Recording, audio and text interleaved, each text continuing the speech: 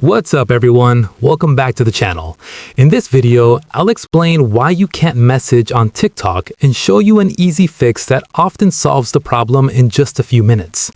One of the most common reasons TikTok messages stop working is a bug or temporary glitch in the app. This can happen after updates, long usage, or cached data building up over time. The good news is that this is usually easy to fix. Start by opening the TikTok app on your phone. Tap on your profile icon in the bottom right corner to go to your profile page. Next, tap the menu icon in the top right corner.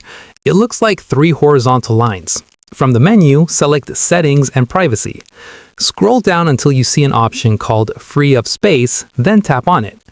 Inside this section, you'll see Cache listed. Tap the Clear button next to Cache, then confirm by tapping Clear again when prompted. Once the cache is cleared, completely close TikTok and restart the app.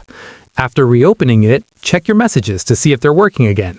In many cases, this fixes the issue right away.